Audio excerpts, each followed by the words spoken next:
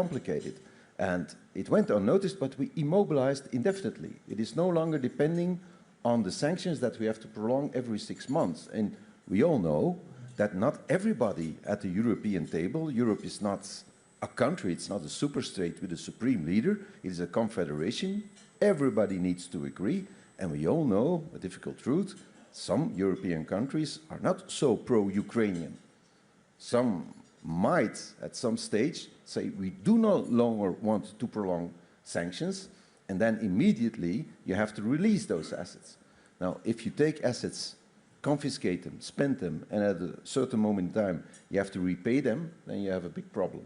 So I think we took a very good decision.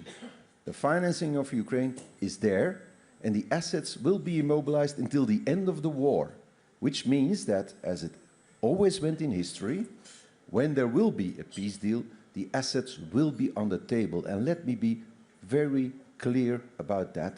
At that moment, if I have my way and I have a say in this, every penny of that money will be used for the repayment and the reconstruction of Ukraine. I would be very sad to see €1 returned to Moscow. But we have to respect international law. It will happen at that moment. And between that moment and now, Europe will finance the war in Ukraine as we should do, because they are fighting for us. Well, that's a very reassuring statement. Zani, do you have a... It is a very reassuring statement, but it does, I think your frankness, Prime Minister, in saying not all members of the European Union, you said some are not so pro-Ukraine. And I think it is important to take that realism in the next question, which I'm going to pose to the Prime Minister of Croatia, because I would like to ask you, over the next few years, to get to this goal that you have all committed to, that Ukraine should be part of the European Union, what are you going to do? First of all, how does the EU need to change? And what are you going to do to be credible to everybody in this room that this really is a goal that is imminent and not a goal that is decades hence? Because the European Union does have a history of talking about membership and then taking decades to get there. Well, first of all, thanks to Victor for another invitation for the Ukrainian breakfast, and on behalf of Croatian government and someone who has been here for years, Croatia certainly belongs to the group of countries which is very clearly pro-Ukrainian in terms of solidarity and support all along, stemming from our own experience, because Croatia, due to the greater Serbian aggression in the beginning of the 90s, had at one point also 27% of its territory occupied. Ukraine today has around 19.5%, and that is the result of the aggression that is actually long now for more than 12 years. When it comes to the European Union stance towards Ukraine, here I would say that there are some of us who have bilateral agreements with Ukraine clearly defining our support towards membership. This is something I signed with President Zelensky before the second aggression in December in 2021. I think that Dick has said something which is very important. The overall situation with Ukraine, in my view, has three elements. One is the peace process, second is the integration, third one towards the European Union, and third one is the reconstruction. Of course, the conditio sine qua non is to stop the Russian aggression against Ukraine, which actually at the moment we don't see stopping, because of the continuous drafting of the new soldiers on the Russian side. Basically, if they lose 1,000 people a day, there are 1,000 new conscripts coming and being prepared for the Ukrainian front. Unfortunately, everything that Alex has said in respect to the effects of the restrictive measures and sanctions and the weakening of the Russian economy and the inflationary pressures and everything that is supposed to have an effect has not translated into a political change in Russia. This is the key problem. And I think Ukraine is, of course, aware, all of us who are there are aware. In other circumstances, maybe you would have had a grassroots movement, civil society, media, independent institutions, opposition. Over there, we don't see it. Unfortunately, we are observing very closely, but we don't see it, and we do not really see that this will change. This is important. So on the EU side, there is one element which all our Ukrainian friends should be aware. The approach to the enlargement so far was based on the so-called merit-based approach of every country that aspires to be a member, which means there are criteria, process. When the process is fulfilled, everybody agrees with the Commission's assessment in the Council, and then the process can be completed. What we see now are the signals of the different approach, and that approach is geopolitical. And that is, in my view, the only real chance that speedier integration of Ukraine to the European Union will happen. But it will not happen without two critical debates. The famous fourth Copenhagen criteria, I mean the Copenhagen of 1993, which is the so-called absorption capacity of the European Union. And the absorption capacity in terms of Ukrainian membership means impact on budget, impact on key policies such as agriculture, cohesion, and most of all, the decision-making process. This will have to be combined in a way so that we deliver. That's why I'm not surprised that the Netherlands, who has always been, I would say, the watchdog of the proper enlargement, is a little bit more reserved than those countries who have, we are friends and I can say it, and Mark was exactly the same as you are, so it's not the change. I think the Ukraine has to be aware of this. So one thing is the political aspiration. The other thing is actual consensus on the date and its implications. So I think we are at a good position today, but before that, the key thing is to end the war. What I would advise, and I said this to President Zelensky, all the peace agreements and documents, they have two aspects. One is the moment in the context when they are signed, the pressure, the time, the sort of exhaustion of the difficulties that you are in, and their historical consequences 5, 10, 20 years later. My advice is never to leave an ink of a pen on the paper that would de jure give up Ukrainian territory. I think this is critically important for the whole legacy of this generation of Ukrainians, everything they have done so far, not only for the Ukrainian interest, but also as a clear precedent for the stability of international system and the international law, international relations in the future. This is something that we should not forget in trying to help Ukraine to attain the peace and prosperity, of course, which we shall support, and we as a country have supported them in every possible way that we could. Let me move to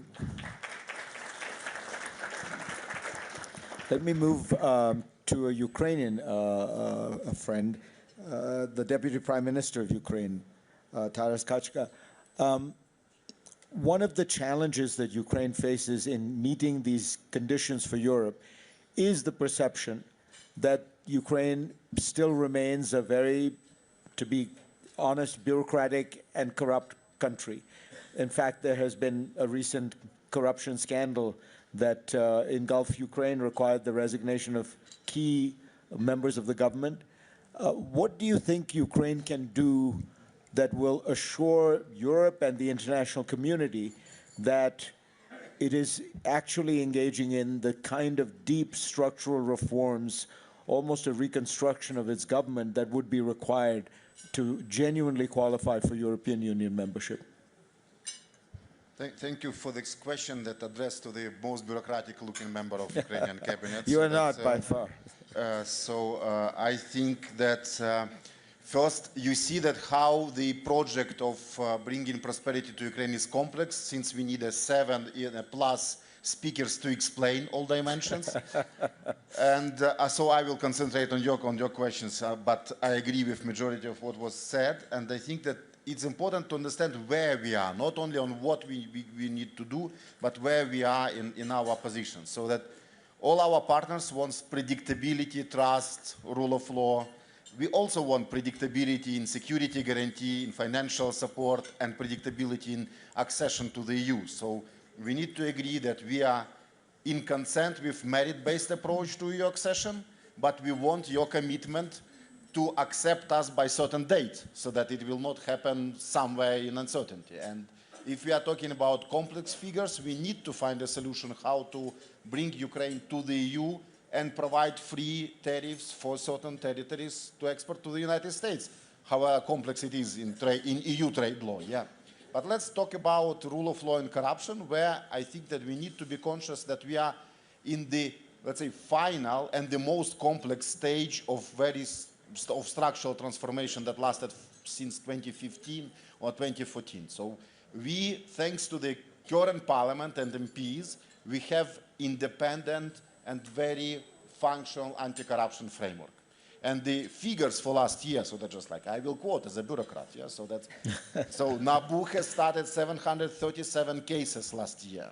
So it has special anti-corruption prosecution made 124 indictments against 280 persons in Ukraine.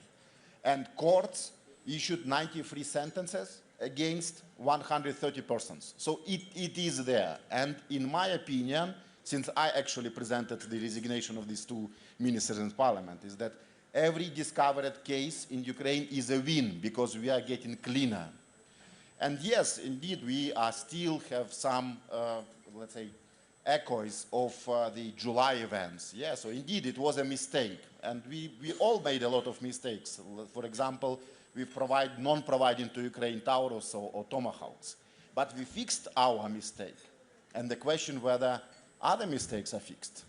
We still have a lot of indecisiveness among our partners. And that's why we really committed to do the things, and we highlighted this in papers on prosperity, that we committed to all reforms within the EU accession. We are saying that we want merit-based accession, and tomorrow I will report to member states on our success and so on.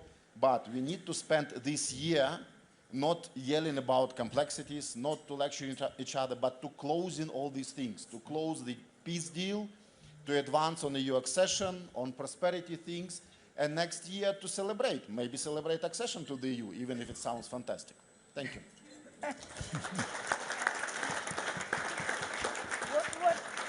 What a wonderful note of optimism, and I'm delighted to hear this level of detailed commitment from you and these warm words of encouragement from the Prime Ministers of the European Union. But I'd like to turn now to a contribution from the floor, from Jonathan Powell, my fellow countryman and National Security Advisor to the United Kingdom. You heard those wonderful words from Steve Witkoff earlier about how well the negotiations were going and that you were going to Moscow. And I'd like to ask you, Jonathan, as a man who's got tremendous experience in reaching successful negotiations too, what do you think needs to be done to get President Putin to agree? Thanks, Annie, and thank you very much, Victor, for arranging this breakfast. I had the pleasure of meeting these soldiers from Ukraine yesterday, and I paid tribute not just to their heroism, but also to the suffering that some of them have been through as prisoners of war and the brutal treatment they have had from the Russians in those circumstances. It's perfectly clear this war won't end with a victory on either side. Russia is not going to be able to defeat Ukraine, thanks to the bravery of these soldiers. Ukraine will not be able to reclaim its territory by physical force, so there have to be negotiations. And President Trump is quite right to push these negotiations, to use his power to make them succeed. And we have made a lot of progress on our side. Steve and Jared, together with the Ukrainian negotiators and Europeans, have agreed a whole range of things, from security guarantees, prosperity, which Larry Fink is working on. But what we haven't seen is any evidence from President Putin that he is prepared to compromise, that he is prepared to negotiate, he's prepared to compromise and actually make peace. I think the only thing, having watched President Putin for 25 years, is that he's very indecisive. He finds it very hard to reach a decision. He's a judo player. He keeps his options open. So I think what we have to do is apply pressure to President Putin, financial pressure, military pressure, and have a deadline where he has to make a decision. I think that's the only thing that will make this work. And now he's become a member of the Board of Peace. I hope he can actually live up to his new role and deliver that peace by engaging seriously. The only other thing I would say is that, having worked on a very large number of both successful and failed peace processes, is they always take a lot longer than you expect. That's one rule for all of them. So I think we should be patient. This won't be solved tomorrow. It's important to push, as Steve is doing, but it doesn't happen immediately. We have to remain committed to it. And most of all, we have to find a way of Putin seriously engaging. And no doubt Steve, given his remarkable abilities, will achieve that tomorrow in Moscow before going on to the Emirates. Thanks.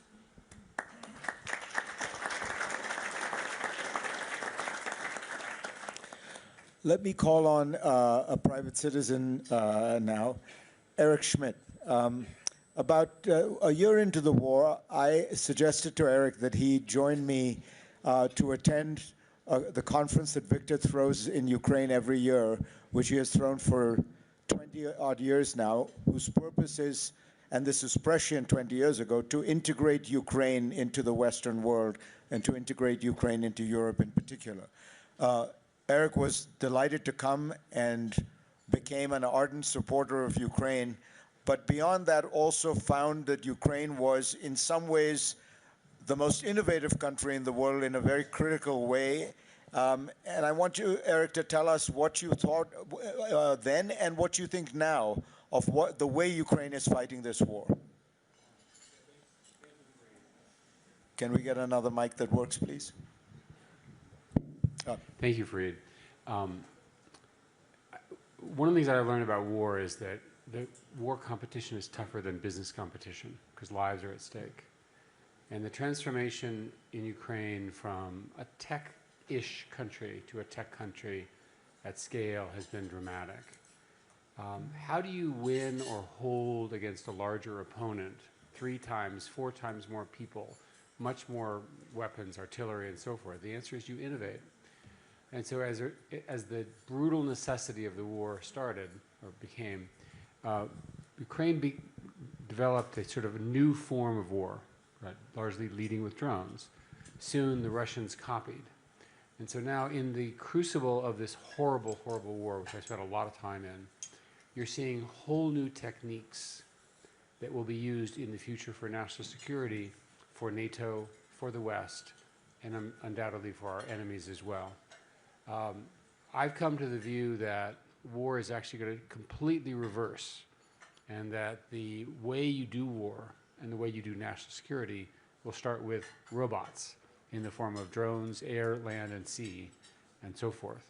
It is my absolute conviction that when this war is over, that Ukraine will become one of the largest suppliers of this new form of war, new form of defense, because the people are really that good. Yeah.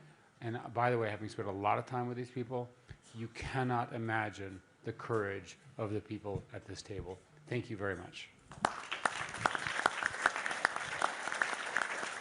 Thank you, Eric. I'd like to now turn to Jens Stoltenberg, Minister of Finance of the Kingdom of Norway, and of course former NATO Secretary General. To build on that, Jens, you have extraordinary experience both of understanding the military side of things and now the financial constraints involved. And I wondered if you could elaborate on what for you resolute security for Ukraine implies. What are the nature of the guarantees and the implementation thereof that would actually provide the security that is needed? Thank you so much, Sani, and many thanks to Victor for hosting this very important event, and again, many thanks to the Ukrainian soldiers. Well, I think what it holds is that we need to not only agree among ourselves on a platform for peace in Ukraine, but we need to do something which is more difficult, and that is to find a way to agree with President Putin. And I met President Putin for the first time in year 2000. He was a newly elected president of Russia. I was a newly elected Prime Minister of Norway, and over the following years I actually worked with him on many different issues. We were even able to make big agreements on, for instance, a delimitation line in the Barents Sea. So the big question is whether we are able to make an agreement with Putin now on peace in Ukraine. And I don't think we can change Putin's mind. His aim, his ambition is to control Ukraine. There's no doubt about that. But I think we can change Putin's calculus, that if the price he has to pay for controlling Ukraine is too high, then he will be forced to sit down and negotiate something which is acceptable for Ukraine. And the only way to get there is to provide military support to Ukraine. That's the only way, because the cost has to be so high that he accepts to sit down and respect Ukraine as a sovereign independent nation. Therefore, I welcome what NATO and NATO allies do. NATO is playing a more important role in coordinating support, thanks to Mark. But I also, of course, know that the only way NATO can, NATO allies and Western countries can provide support to Ukraine is that individual allies provide that support to Ukraine. And I moved from my position in Brussels to a job I had 30 years ago, being Minister of Finance in Norway. Most people move forward, I will move backwards. But I'm proud that the first decision I was part of, the first bill I put forward to the Parliament, was to triple Norway's financial support to Ukraine. Meaning that we now provide $8.5 billion yearly, last year and this year. We are less than 6 million people, but we need to step up. More support to Ukraine is the only way to facilitate a negotiated solution and to end the war. And that's why this is so important. Thank you. Thanks.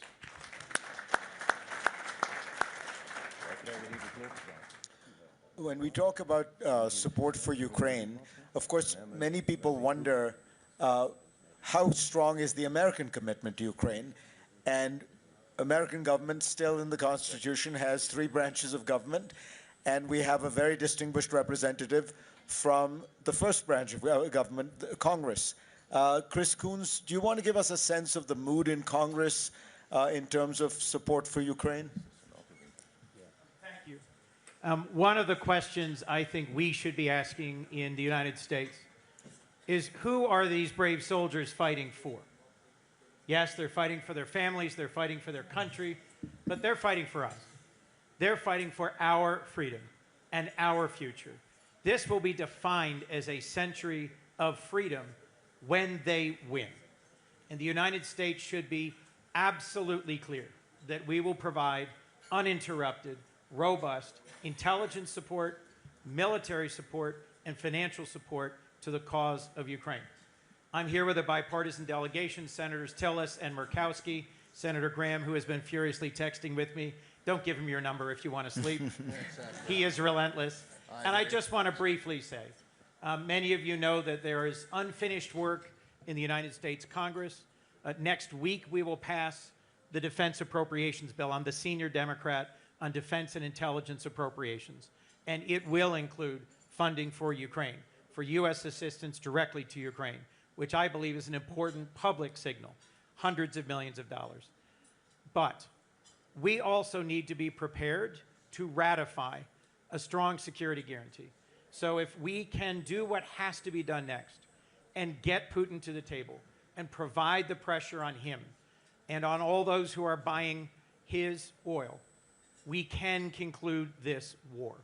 So we need to be insistent and courageous and determined as politicians, every bit as much as these men and women who have served and sacrificed are.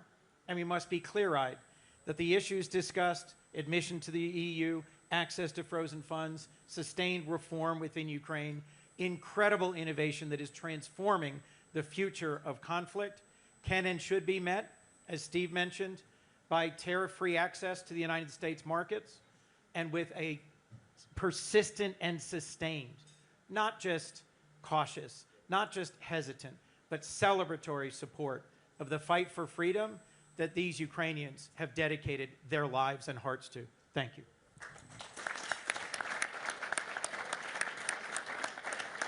Senator, thank you. I am struck by how wonderfully upbeat our conversation has been this morning. And I'd like now to turn to the Deputy Prime Minister and Minister of Foreign Affairs of Poland, Radek Sikorski, a man who is has been a powerful voice and a powerful supporter and indeed proponent of the debate around Ukraine for many years, actually. And you've been very far-sighted in seeing the dangers of President Putin and the risks. I'd like to ask you for your sort of sober assessment, not just celebrating the progress that has been made, but what worries you most? Thank you, Zanny. In addition to saluting the soldiers, I'd like to salute the ordinary Ukrainians who are going through hell right now.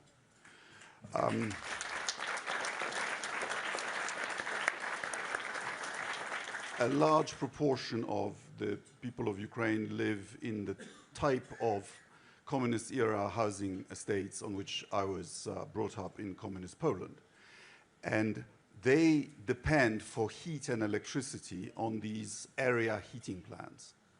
And when the heat and electricity don't come through, you actually have to drain water from the radiators, and then these housing estates become almost unlivable.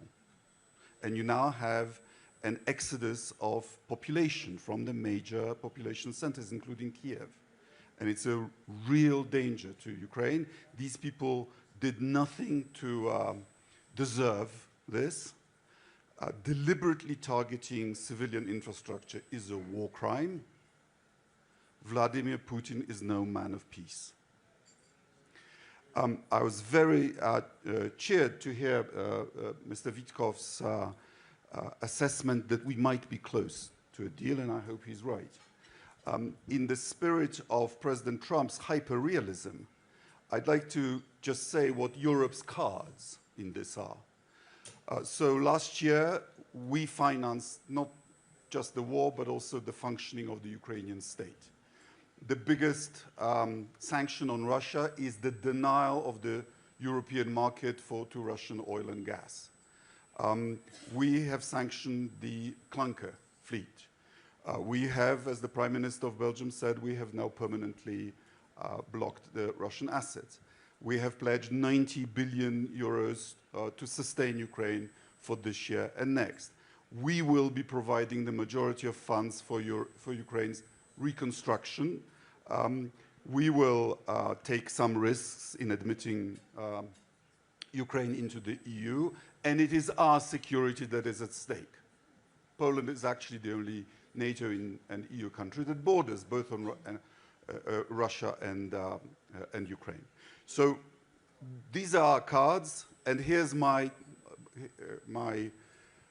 one suggestion and one worry.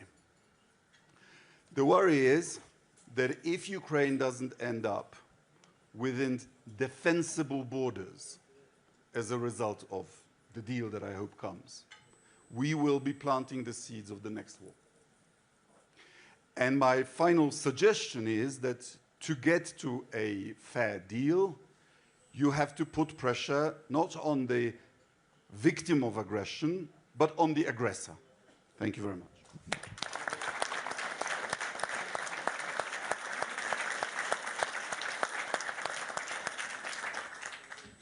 We've spoken a lot about the Ukrainian soldiers who are here, heralded their extraordinary courage.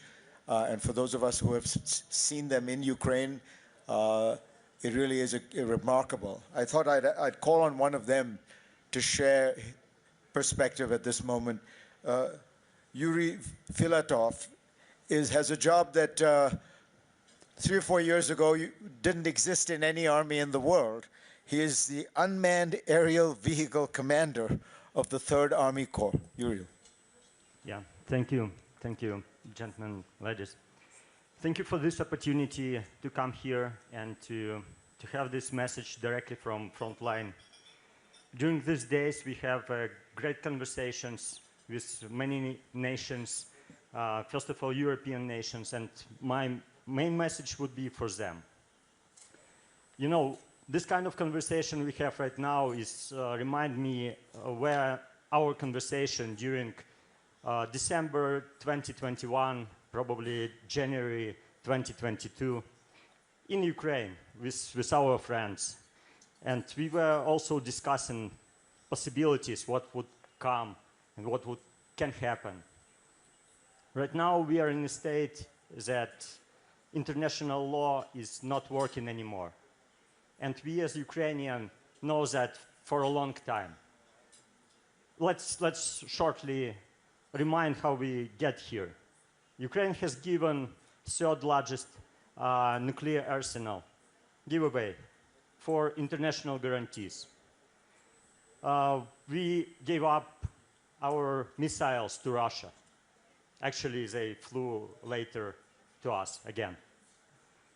And then was 2014 and Crimea. And we suppose that, okay, we have guarantees, we have international law. But no, it was not that time. it was inconvenient topic. And we decided to close eyes for this incident. And actually, this is what we see right now is a chain of events that are linked all together. When international law doesn't work, then strength becomes the only thing that accountable. And I believe that, you know, when I was staying in line at enlistment military office in 2022, being an IT professional for 20 years, I was very angry for ourselves because we were believing in this. And that was not there, in fact. You know, right now, I'm talking to you as the Chief Unmanned System Officer of 3rd Army Corps, the corps that is larger than average European army, the corps that is holding 200 kilometers of front line and which is destroying 1,000 enemies per week. And from this perspective, I have a couple of advices. Just accept the reality. The reality, a new reality, that international law doesn't work. This trench, actually, the only thing that these neo-empires could actually listen to and could understand. It's not, unfortunately, I don't really believe in deals, because deals also are kind of rational, but they are not. And so please accept this. As soon as you accept, you will not be angry on yourself when something would happen to, first of all, to European. None of individual European armies can withdraw for the army we are holding. We are holding right now a 1 million+ army at the border of European Union. We are discussing that acceptance of Ukraine to European Union as it is. In fact, I believe Ukrainian army already a part of European security. We entered by fact the European Union.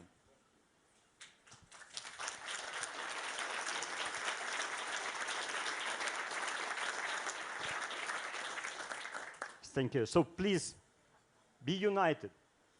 United Europe should unite all together, and be strong, because only that matters for Putin's new empire. Thank you.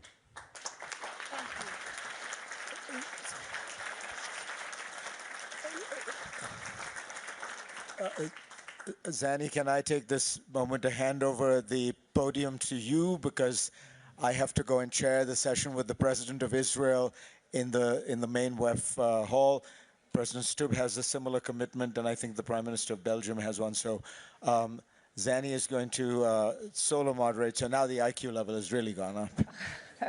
Hardly, but thank you, Fareed. Thank you, President Stubb. Thank you, Prime Minister. Thank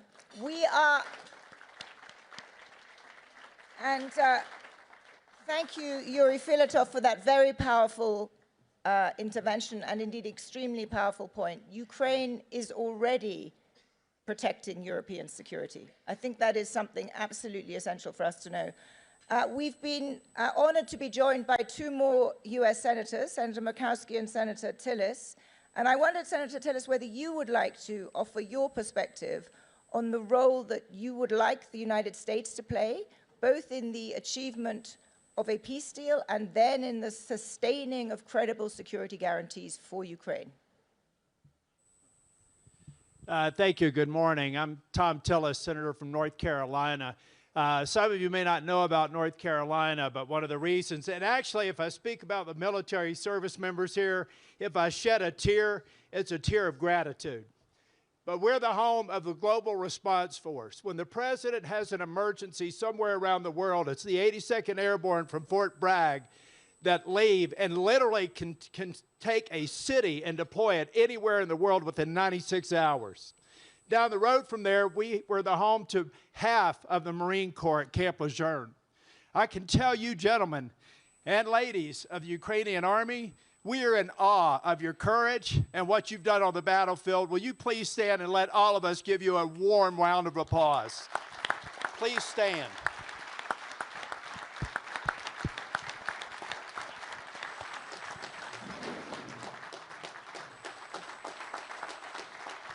God bless you. God bless your families. And God bless Ukraine. I ran from the other end of Davos to make sure that I could get here, and if I did nothing more, thank you. I was in Kyiv. I was at the Munich Security Conference last year. And then I left there, went to Poland, took the train to Kyiv. And I went out to Bucha. And I think of a number of people in the United States, and many people who are negotiating this peace, need to understand what happened there. I live in Charlotte, North Carolina. I live about the same distance from downtown Charlotte as Bucha is from Kyiv. And we all know that month, early after the invasion, the illegal invasion that a lying Putin effected after he said he had a special military operation. It was military exercises. This is the litany of lies of Putin that I hope to get to. But now let's get back to Bucha. Over the course of 30 days, the president of Russia allowed the systematic kidnap, torture, rape, and murder of people in a suburb just 30 minutes outside of Kyiv. This is what that vicious dictator of Russia perpetrated on the poor, innocent civilians of Bucha.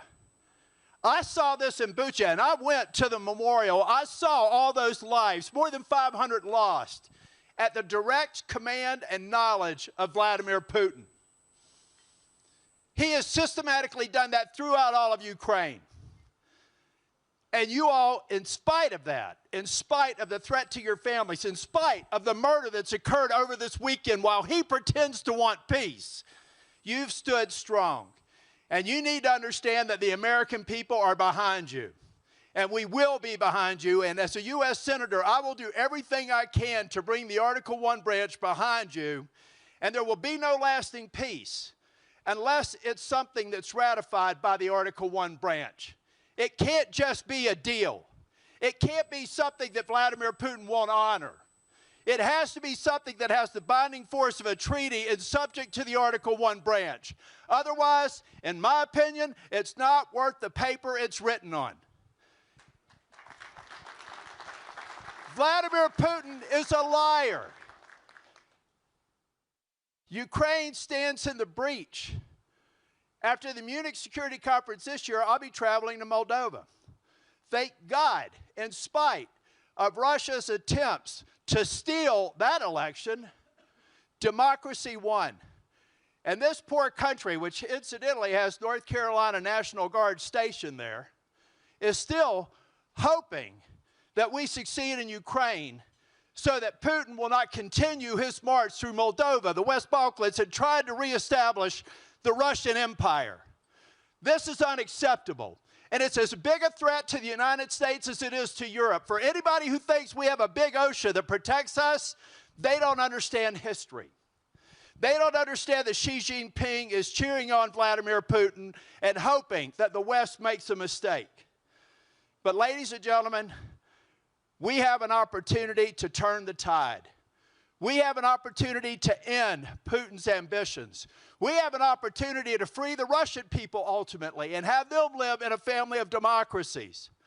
But in the meantime, our family, the family of democracies in NATO, have to stand strong. And the United States has to unequivocally commit to NATO in its current form and build on it. This is the most important treaty organization in the history of the world. It's a reason why we've had the level of peace that we have had over the last 80 years. And if we want to continue that peace, if we want to continue prosperity, and if we want to continue to spread democracy throughout the world, America must lead. And I'm here to help you, and once again, I want to thank you for your courage. I want to thank you for overnight becoming the most powerful army in Europe. I don't know how you do it, but every night I pray for you, and every night I will pray for you until Ukraine is free. Thank you.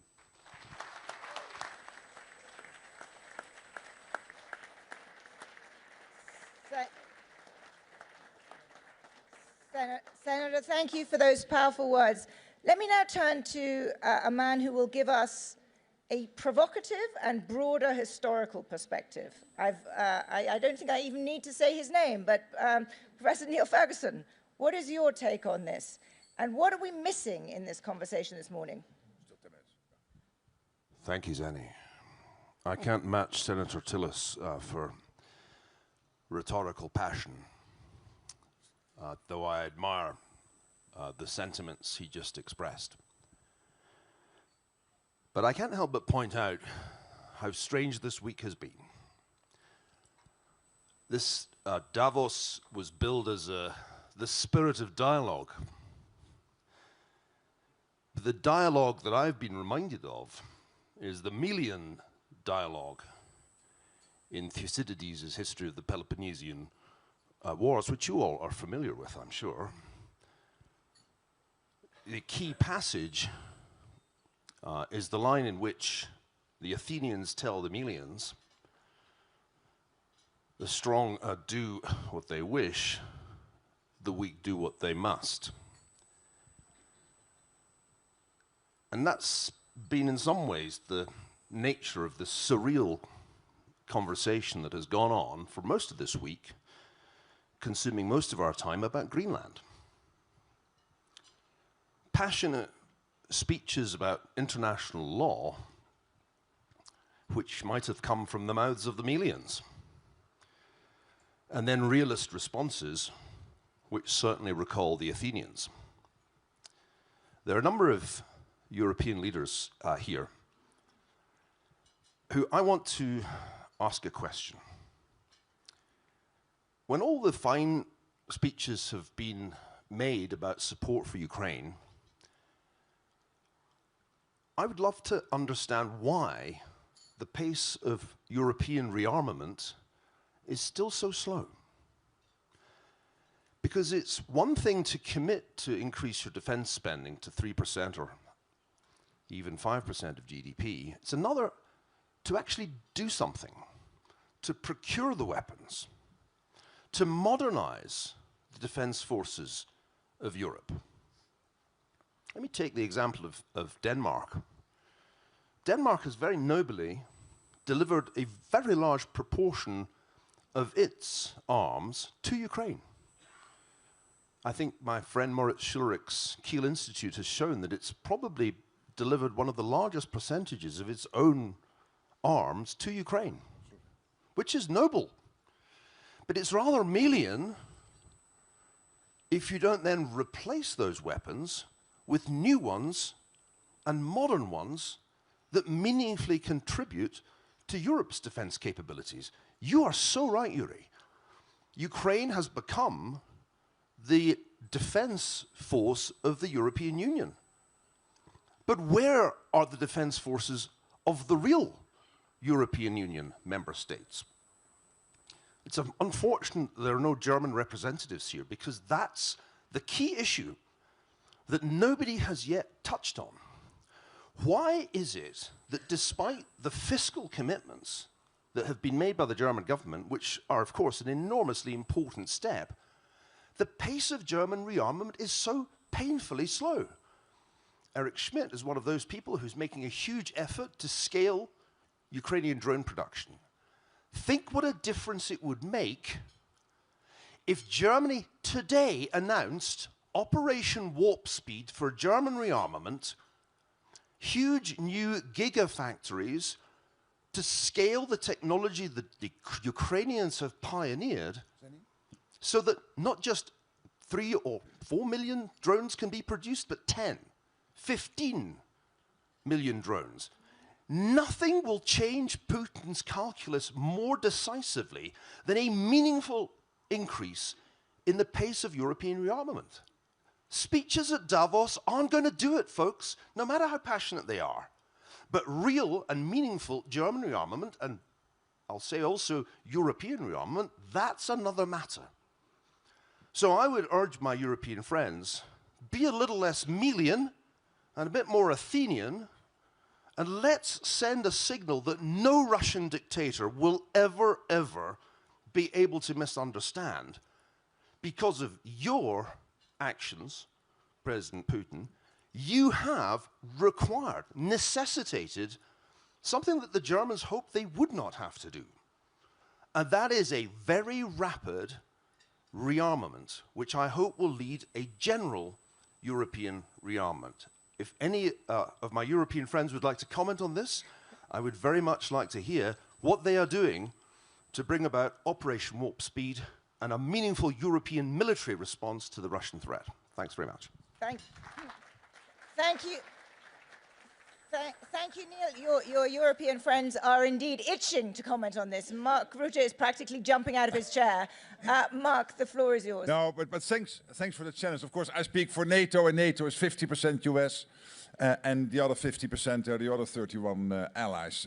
But amongst them, of course, outside, next to Canada, we have 30 allies in Europe. I agree with your speech when it would be about weapons delivered to Ukraine. I agree what you said about Denmark, and that they have delivered huge amounts of weapons to Ukraine, and many other countries also did. But it's not sustainable in the way it's going on now, because too many countries are not doing enough. There I would agree with your speech.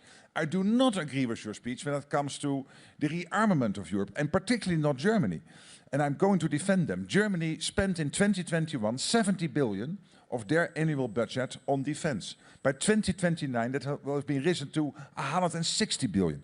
I opened a factory in Unterlüß in Germany, which is a factory providing with ammunition, 155 caliber.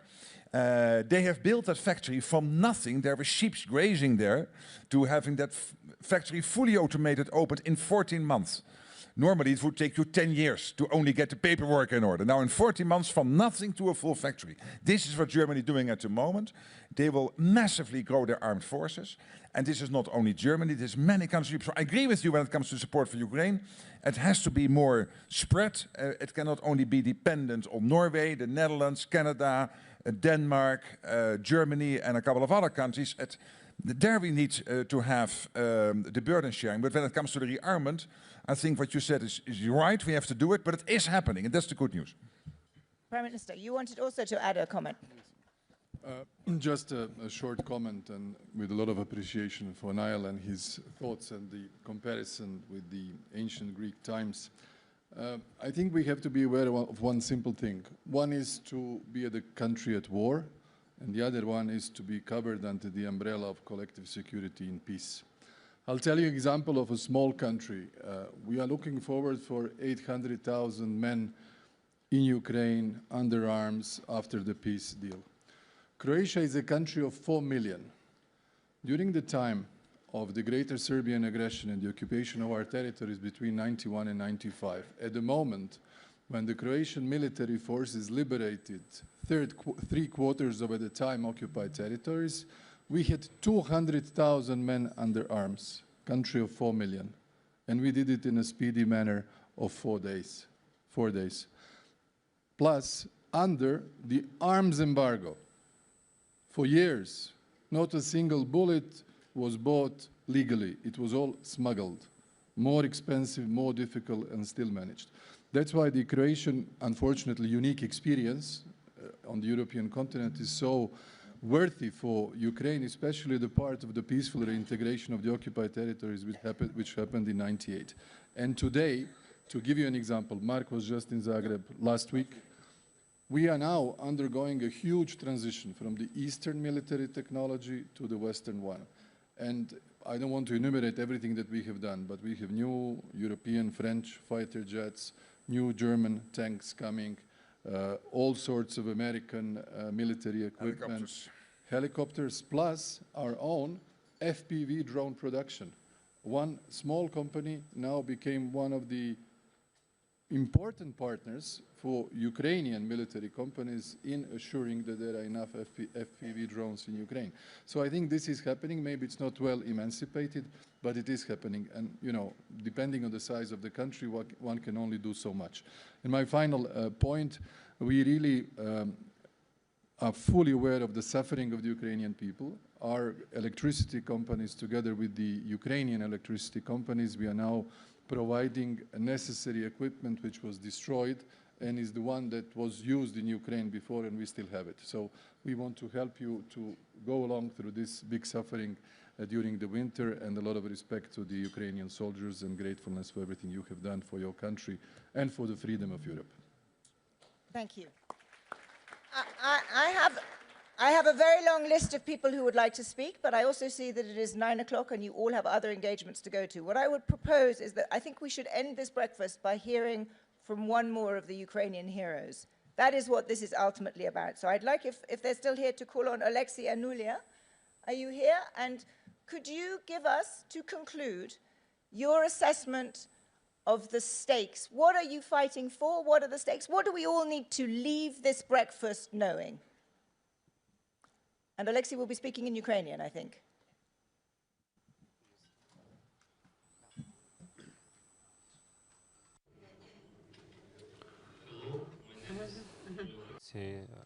I speak in language in Ukraine because please translate. Your English is excellent. I think you could continue in English. You could continue in English. It's very good.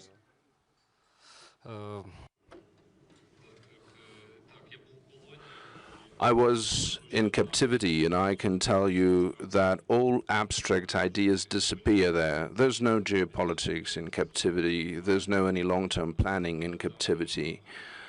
But it is very clear, a message from Russia in captivity, what is freedom? Freedom is not a word on the slide. It's a possibility to say no despite the torture, act despite the prohibition, the possibility to say truth and not being killed for that. When I came back to Ukraine, I had a clear understanding that the true solution, I had a clear decision that solutions can have the power and force only when there is a real price paid for that. When I saw my mother who became a widow, my children who didn't recognize me, I saw that my brothers and sisters in arms are making an everyday choice to be free without knowing what will come tomorrow. Therefore, I can see that you're well versed in geopolitics. You have a strategy and you're doing everything you can for the security, and I'm pleased to hear that some things are being called as they really are. Our path in life, our experience, therefore, is not about the pain.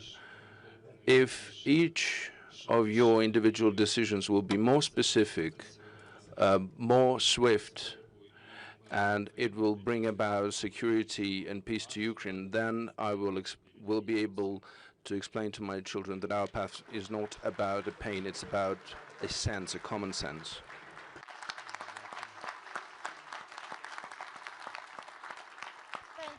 Thank you so much. Those were powerful words with which to end on. Thank you to all of you for being here. Thank you, Victor, for once again bringing us all together. Thank you. Yes.